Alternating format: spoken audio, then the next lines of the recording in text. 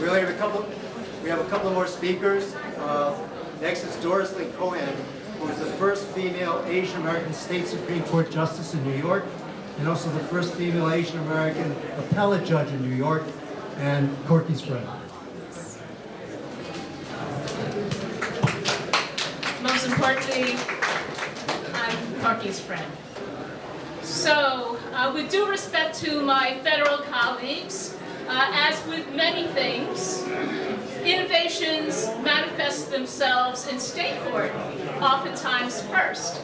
And so, to be clear and to set the record straight, we had an exhibit of Corky's photographs, almost 20 years, in state Supreme Court, and I was the judge who organized it. And 20 years ago, there weren't that many of us in the court. So there was a celebration for every other group, but none for Asian Americans. And so I said with my colleagues, we need to bring Corky and Asian Pacific American Heritage Month to the courts. And so we set up an exhibit. A lot of the exhibits you see actually were part of that exhibit. Yeah. Yes. And it was very controversial because he was setting it up downstairs, and I was in this big meeting with a lot of court administrators, and I see my messages. They're like panic messages from my court attorney. You need to come down right now. You need to come down right now. And I couldn't. So when I left, I found out that some of the court officers, some of the administrators were very upset about that exhibit where there is a protester and his face is bloody. And Corky had entitled it Police Brutality.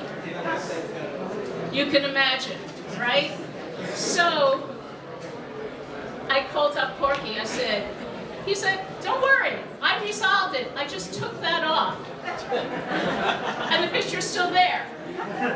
So he was also not only a photographer, not only a community activist, he was also a historian, and he was a mediator. And I say he was a historian because he actually chronicled a lot of things, including my induction. So in 1995, when I became a judge, elected out of Chinatown, the first Asian elected for any office out of Chinatown, he was the one who photographed my induction. And he understood that there were glass ceilings that our community had to break. And so behind the scenes, he supported those efforts. And he actually donated a photograph so that I could raise money for my campaign. And it's a very famous photograph of union folks, union seamstresses on strike. And he recognized that my mother was a seamstress, I was a seamstress, this was moving it forward. And so he was not only a photographer, he was a historian, a chronicler, and he was dear to our heart. So I'm so proud to be here and so proud to have held his first photography exhibit in a courthouse. Thank you.